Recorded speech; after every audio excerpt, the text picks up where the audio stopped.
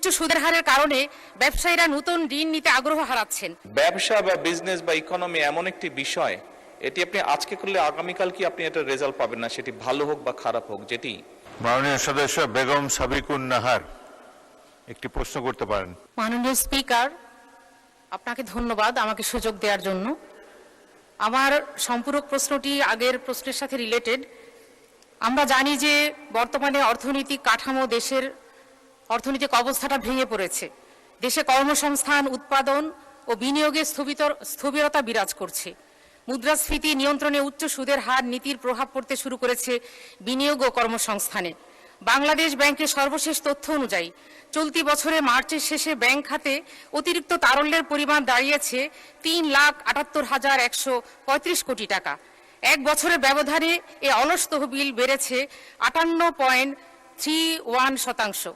গত বছরের মার্চে অতিরিক্ত তারল্যের পরিমাণ ছিল 2,38,845 কোটি টাকা। বিশ্লেষকরা বলেছেন, উচ্চ সুদের হারের কারণে ব্যবসায়ীরা নতুন ঋণ নিতে আগ্রহ হারাচ্ছেন। বর্তমানে অনেক ক্ষেত্রে ব্যাংক ঋণের সুদের হার 14% ছাড়িয়ে গেছে। উদ্যোক্তারা নতুন বিনিয়োগ ও ব্যবসা সম্প্রসারণের সিদ্ধান্তে পিছিয়ে যাচ্ছেন। এর প্রভাব পড়ছে কর্মসংস্থানে। আমি এই বিষয়ে একটি হাদিসের উল্লেখ করব। আমাদের প্রিয় রাসূল বলেছেন, সুদের অর্থ যতই অধিক হোক না কেন, অবশেষে তার পরিণতি হয় অসচ্ছলতা। ইবনে মাজাহ এসেছে। তো আমি এই অবস্থা নিরসনে মাননীয় প্রধানমন্ত্রীর কাছে কি পদক্ষেপ নিয়েছেন সে ব্যাপারে দৃষ্টি আকর্ষণ করছি। আসসালামু আলাইকুম। মাননীয় প্রধানমন্ত্রী। ধন্যবাদ মাননীয় স্পিকার। মাননীয় সংসদ সদস্য, আপনার প্রশ্নটি একটি খুবই গুরুত্বপূর্ণ এই কারণেই, আপনি যদি নিজেই আপনার স্ট্যাটিস্টিক্স যেটা আপনি উপস্থাপন করলেন সংসদের সামনে, সেটা যদি আপনি দেখেন, আপনি সব এক বছর আগের স্ট্যাটিস্টিক্স আপনি ওখানে উল্লেখ করেছেন।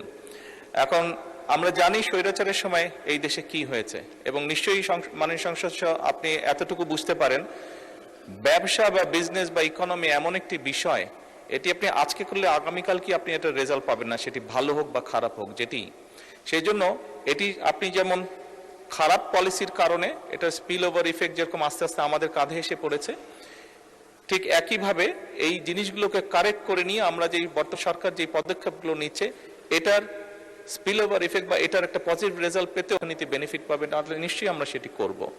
তবে এখানে আপনি বাংলাদেশ ব্যাংকের স্ট্যাটিস্টিকগুলো পড়লেন, কিন্তু সেখানে বোধহয় যদি আপনি আরেকটি তথ্য উল্লেখ করতেন তাহলে বোধহয় ভালো হতো। নিশ্চয়ই আপনি পত্রিকায় দেখেছেন, আপনি তো রিসার্চ করে এসেছেন, যেভাবে আপনি পড়লেন তাতে বোঝা গেল বাংলাদেশ ব্যাংক যে 60,000 কোটি টাকার একটি ফান্ড তৈরি করেছে, যে বিভিন্ন শিল্প যারা বিভিন্নভাবে সমস্যার সম্মুখীন হচ্ছে, তা যাদের এর মধ্যে যাদের ক্রেডিবিলিটি আছে, সঠিকভাবে যাদের ক্রেডিবিলিটি আছে, যারা সত্যিকারভাবে ব্যবসায়ী, তাদেরকে অল্প সুদে, ওটা বোধহয়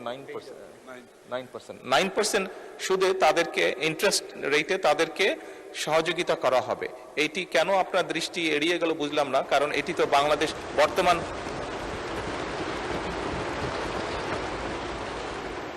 আপনি এর আগের এক বছর আগের হিসাব বলেছেন, বর্তমানটি কেন এড়িয়ে গেল আমি ঠিক বুঝতে পারিনি। হয়তো এড়িয়ে যেতেই পারে, যাওয়াটা হয়তো স্বাভাবিক এত নিউজের মাঝে। আপনাকে অনুরোধ করব আগামীতে আরো আপডেট ইনফরমেশন নিয়ে আমরা আলোচনা করব। ধন্যবাদ মাননীয় স্পিকার। RFL SWR পাইপই মাপে যা বলে তাই দেয়। RFL SWR Pipe and Fittings।